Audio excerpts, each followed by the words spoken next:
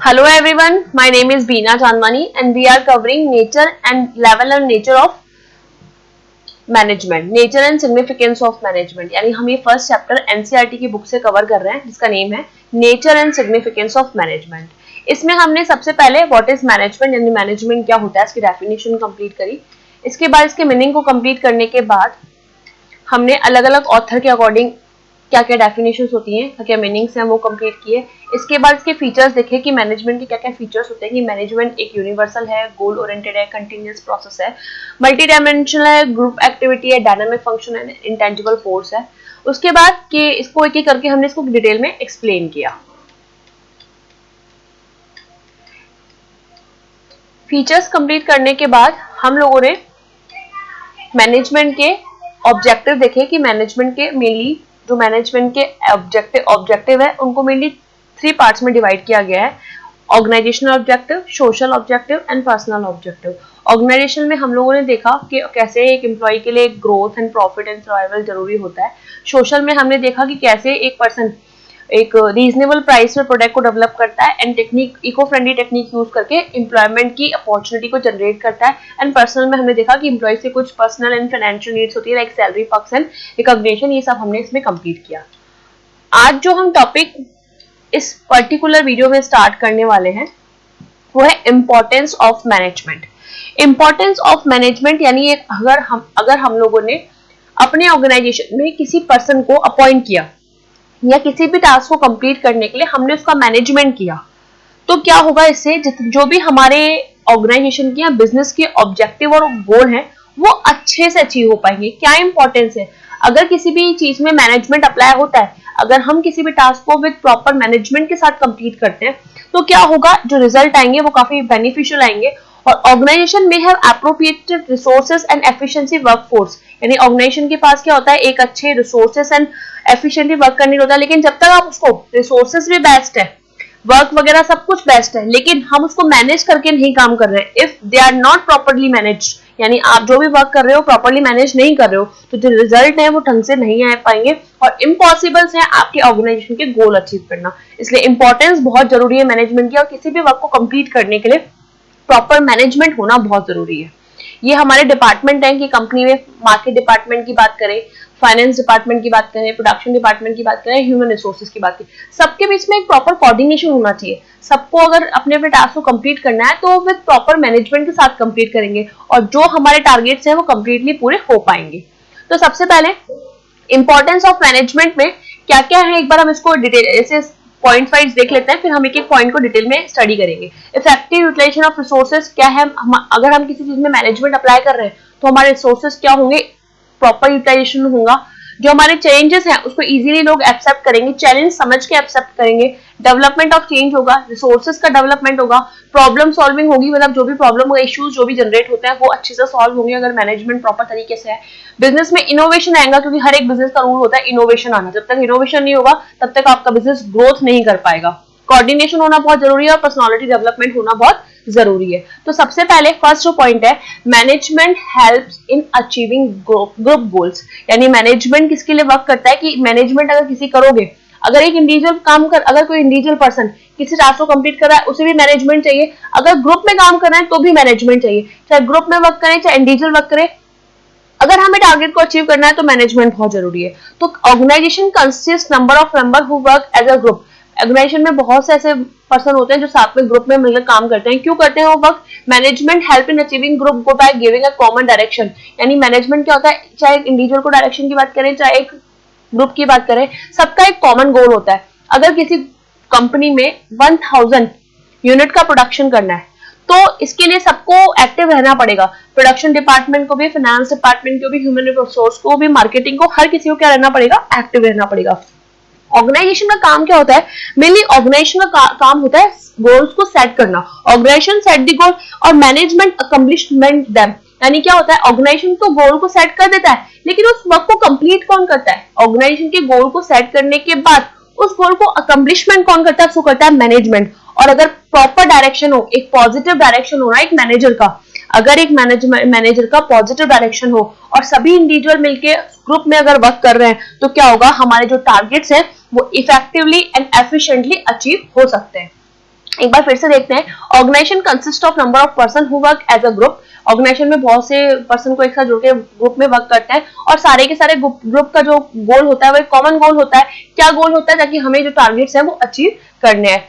N employee of objective earn maximum wages where is organisation objective maximum output. एक employee, यहाँ पे अगर हम ऑब्जेक्टिव की बात करें, एक नॉर्मल एम्प्लॉय की बात करें, तो एम्प्लॉय का ऑब्जेक्टिव क्या है? यहाँ पे मैक्सिमम वेजेस अर्न करना। जबकि अगर मैं किसी ऑर्गेनाइजेशन की बात करूं तो मैक्सिमम आउटपुट क्या करना, जनरेट करना। ये किसका ऑब्जेक्टिव है? ऑर्गेनाइजेशन का गोल है। तो ऑर्गेनाइजेशन का गोल है।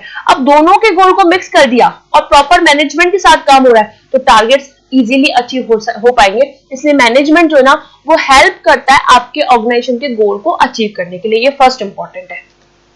Second, management increase efficiency. Management increase efficiency.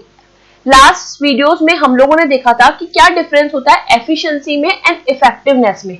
Efficiency की अगर हम बात करें तो एफिशिएंसी का मतलब होता है कि हमने टाइम कॉस्ट की बात करी थी कि मिनिमम कॉस्ट पे हम लोग गुड्स एंड सर्विसेज का प्रोडक्शन करें। इफेक्टिवनेस का मतलब तो होता है टाइम पे बनाना, किसी भी प्रोडक्शन को टाइम पे, किसी भी वर्क को, किसी भी गोल को टाइम एक बाउंडेशन होती है, उस बाउंडेशन में उसको कंप्लीट करना। लेकिन एफिशिएंसी का मतलब क्या होता है? आपके जितने भी रिसोर्सेस हैं उनका फुल्ली यूटिलाइजेशन करना, ताकि कम से कम कॉस्ट में ज्यादा से ज्यादा, कम से कम इनपुट में ज्यादा से ज्यादा आउटपुट का प्रोडक्शन हो सके। इससे क्या होगा? आपका प्रॉफिट क्या आएगा? ज्यादा आएगा। The aim of the every manager, हर एक मैनेजर का एम होता है in any organization is to minimize the cost। हर एक मैनेजर का क्या एम होता है कि कॉस्ट कम आए। To increase the output through the effective. आप कैसे आउटपुट को इंक्रीज कर सकते हो? प्रॉपर प्लानिंग के थ्रू, ऑर्गेनाइजिंग के थ्रू, डायरेक्टिंग के थ्रू, स्टाफिंग के थ्रू, कंट्रोलिंग के through. Efficiency increase when we use. Efficiency increase तब हो सकती है जब आप अपने कम इनपुट में अचीव मोर बेनिफिट और आउटपुट। आप क्या कर सकते हो? कम इनपुट लगा के ज्यादा आउटपुट इंक्रीज कर सकते हो। ये क्या होता है? इससे एक मैनेजमेंट की एफिशिएंसी इंक्रीज होती है। लेकिन ये करेगा कौन? ये करता है मैनेजर, जिसमें एक अच्छी मैनेजरल स्किल हो। क्योंकि रिसोर्सेज को यूटिलाइज कौन करना है? रिसोर्सेज को प्रॉपर मैनेज कौन करेगा? थ्रू दी प्लानिंग के थ्रू, ऑर्गेनाइजिंग के थ्रू, कॉस्ट के थ्रू, इन सब प्लानिंग के थ्रू, डायरेक्टिंग, स्टाफिंग, कंट्रोलिंग के थ्रू, इन सब फंक्शंस के थ्रू एक जो मैनेजर होता है वो एफिशिएंसी को इंक्रीज करता है। वो चाहता है कि कॉस्ट कम से कम आए, कम से कम इनपुट में ज्यादा से ज्यादा आउटपुट क्या हो सके? जनरेट हो सके। इससे क्या होगा? एक efficiency. Effective process of management improve the efficiency. अगर एक अच्छा प्रोसेस होगा ना, अगर मैनेजर एक अच्छा प्रोसेस अडॉप्ट करता है ना, तो वो क्या कर सकता है? वो एक एफिशिएंसी को इंक्रीज कर सकता है। और यहाँ पे एफिशिएंसी का मतलब है cost.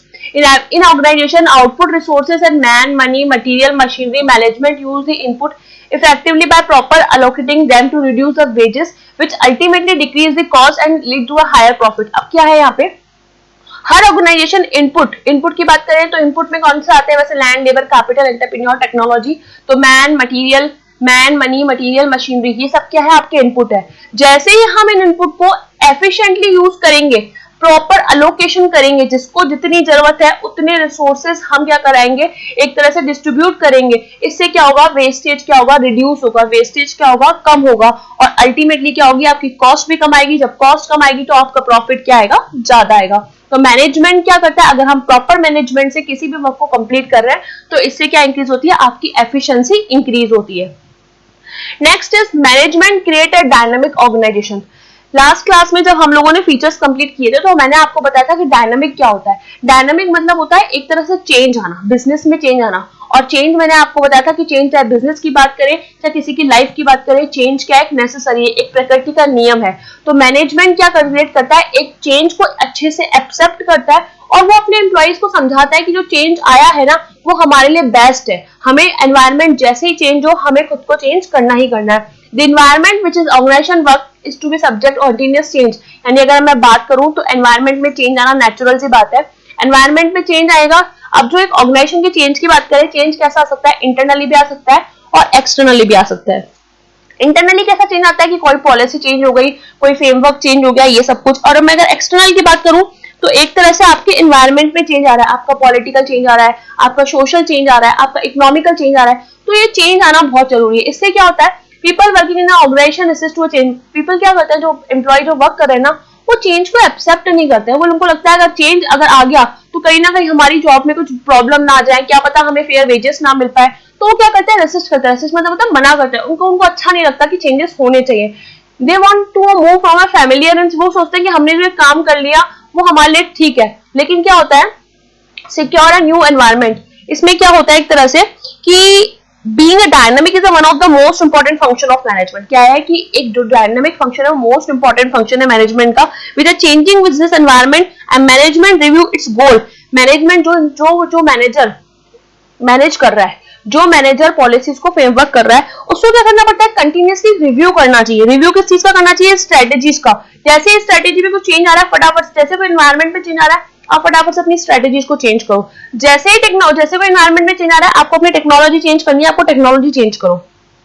It provide opportunity to its employee to adapt to change, यानी ऐसी अपॉर्चुनिटी देता है मैनेजर, अपने एम्प्लॉयज को समझाता है कि ये अपॉर्चुनिटी है आपकी तरह, आपके लिए क्या है एक अपॉर्चुनिटी। अगर आप चेंज को एक्सेप्ट करेंगे तो आप कंटिन्यूअसली मार्केट में एक तरह से डिमांड में रहेंगे। अगर आप चेंज को एक्सेप्ट नहीं करेंगे तो मार्केट से आप बाहर जा सकते हैं। मैं यहाँ पे आपको एग्जाम्पल देती हूँ कि आज से करीबन काफी टाइम पहले जब मैं 19 की बात करूं, तब उस वक्त हम एक जीन्स वेयर करते थे जिसे बेल बॉटम बोलते थे।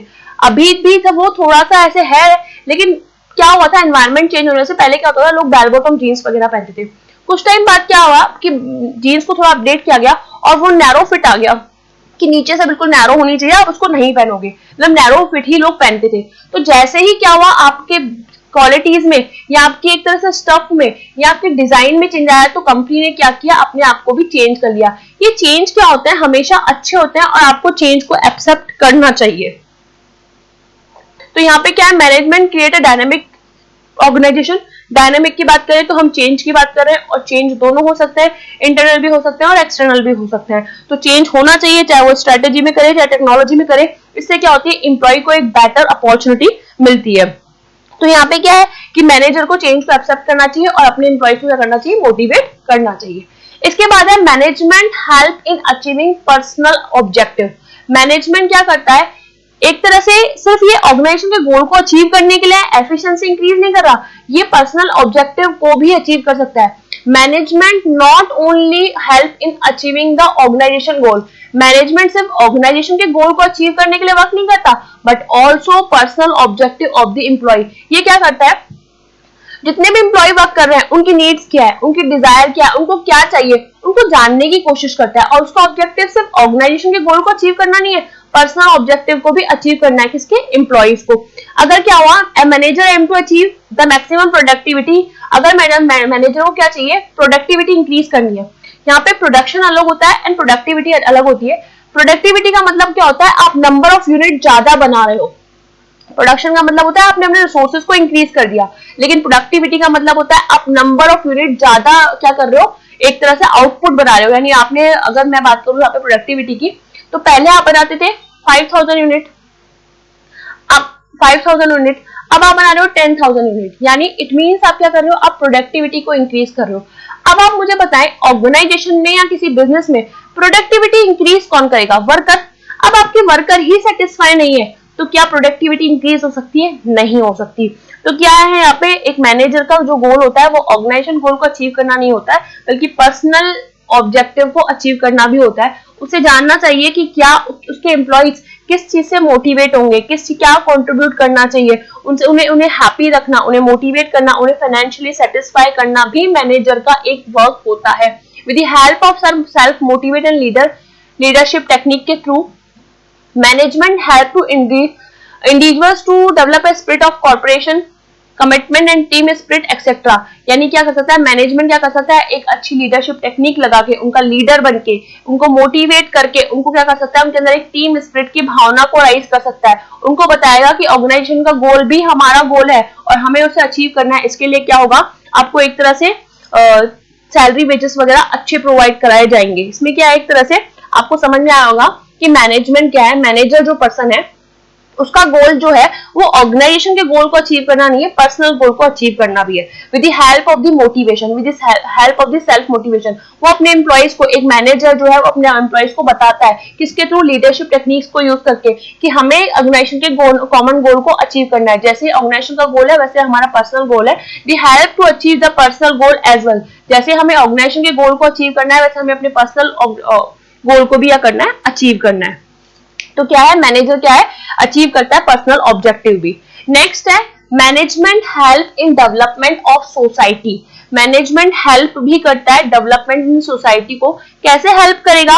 लास्ट क्लास में हम लोगों ने समझा था कि मैनेजमेंट ऑफ ऑर्गेनाइजेशन डायरेक्टली और indirectly works toward development of society, यानी मैनेजमेंट डायरेक्टली बोले चाहे इनडायरेक्टली बोले, कहीं ना कहीं सोसाइटी के लिए वर्क कर रहा है। कैसे कर रहा है? कि एक तरह से एक रीजनेबल प्राइस पे आउटपुट, यानी एक रीजनेबल प्राइस पे किसी आउटपुट को जनरेट करके, जैसे ही रीजनेबल प्राइस पे किसी आउटपुट का जनरेट होगा या जैसे ही हम रीजनेबल प्राइस पे किसी गुड्स एंड सर्विसेज का प्रोडक्शन करेंगे, ज्यादा से ज्यादा लोग उस गुड्स को परचेज कर पाएंगे, उस प्रोडक्ट को परचेज कर पाएंगे, और ज्यादा से ज्यादा लोग अगर उसको परचेज कर पाएंगे तो लोगों की नीड्स एंड डिजायर सेटिस्फाई होंगी। तो सोसाइटी के लिए एक अच्छी चीज होगी कि लोगों की नीड्स एंड डिजायर सेटिस्फाई हो रही है।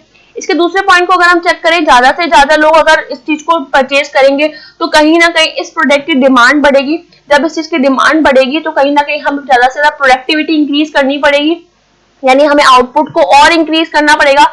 जैसे ही हम आउटपुट को इंक्रीज करेंगे हमें और ज्यादा लेबर की जरूरत होगी और ज्यादा वर्कर की जरूरत होगी। तो कहीं ना कहीं यहाँ पे एक अपॉर्चुनिटी नहीं जनरेट हुई, एम्प्लॉयमेंट अपॉर्चुनिटी।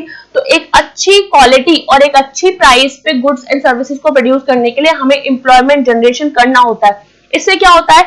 जो नेशन है उसकी वेल्थ भी इंक्रीज होती है, एम्प्लॉयमेंट क्रिएट होता है, ग्रोथ एंड डेवलपमेंट होता है, सोसाइटी में एक अच्छा क्वालिटी प्रोडक्ट आता है एट रीजनेबल प्राइस पे। जैसे ही कंपनी मैक्सिमम प्रॉफिट अर्न करेगी, जैसे ही कंपनी क्या करेगी, एक मैक्सिमम प्रॉफिट अर्न करेगी, तो वो अपने प्रॉफिट का कुछ पार्ट कहां पे डोनेट करेगी? सीएसआर में, कॉर्पोरेट सोशल रिस्पॉन्सिबिलिटी में। तो अगर प्रॉफिट होगा तभी तो डोनेट करेगी, अगर प्रॉफिट ही नहीं है तो क्या डोनेट करेगी? और डोनेट किसके लिए करेगी? For education, medical services, child care के लिए। तो ये क्या है? एक तरह से मैनेजमेंट क्या है? हेल्प करता है development of the society. And organisation has many obligation towards the different groups that constitute it. The process of fulfillment or objective must help in the growth and development of the organization as well as society. यानी जो भी objective है आपके, वो कैसे society के साथ साथ, ऑर्गेनाइजेशन के साथ साथ सोसाइटी में भी क्या होता है? डेवलपमेंट होता है। Providing the better quality of goods and services, कैसे आप सोसाइटी का भला कर रहे हो, कैसे आप सोसाइटी के बारे में सोच रहे हो, उनको एक बेटर प्रोवाइड कर रहे हो, एक better quality of goods provide करके। जनरेटिंग द एम्प्लॉयमेंट अपॉर्चुनिटी, इससे क्या होता है? Increasing wealth of the nation. क्या होता है? वेल्थ इंक्रीज क्या होता है? यानी वेल्थ, नेशन की वेल्थ भी क्या होती है? इंक्रीज होती है। Providing the fair wages of worker, अपने एम्प्लॉइज को, अपने वर्कर को एक फेयर वेजेस प्रोवाइड करके इफेक्टिव मैनेजमेंट के थ्रू ही आप ये चीज को कंप्लीट कर सकते हो, आप एक सोसाइटी के गोल को भी कंप्लीट कर सकते हो। तो management help in development of the society. ये सारे हमारे पॉइंट है, इंपॉर्टेंस के पॉइंट है। कौन कौन से इंपॉर्टेंस है, मैनेजमेंट कैसे इंपॉर्टेंस है हमारे बिजनेस में एंड और अदर चीजों में। तो management help in achieving organisation goal, management क्या हेल्प करता है कि हमें ऑर्गेनाइजेशन के गोल को अचीव करने के लिए हेल्प करता है। मैनेजमेंट क्या इंक्रीज करता है? एफिशिएंसी को इंक्रीज करता है। मैनेजमेंट क्या? एक डायनेमिक क्रिएट करता है, डायनेमिक ऑर्गेनाइजेशन। डायनेमिक का मतलब क्या है? यहाँ पे चेंज से, और चेंज को एक्सेप्ट करना ही मैनेजर आपको सिखाता है। Fourth, management helping achieving personal objective, management ना सिर्फ ऑर्गेनाइजेशन के ऑब्जेक्टिव को अचीव करता है बल्कि पर्सनल ऑब्जेक्टिव को भी अचीव करता है। And management help in development in society, management किसके लिए हेल्प करता है? डेवलपमेंट ऑफ सोसाइटी के लिए भी। कैसे? एम्प्लॉयमेंट अपॉर्चुनिटी को जनरेट करके, एक बेटर क्वालिटी का एंड रीजनेबल प्राइस पर गुड्स एंड सर्विसेज को डिस्ट्रीब्यूट करके, वेल्थ ऑफ नेशन को इंक्रीज करके, एक फेयर वेजेस प्रोवाइड करके वर्कर्स को, इन सब काम के थ्रू डेवलपमेंट ऑफ सोसाइटी भी एक तरह से के लिए भी हेल्प करता है मैनेजमेंट। आज के लिए सिर्फ इतना। Thank you so much.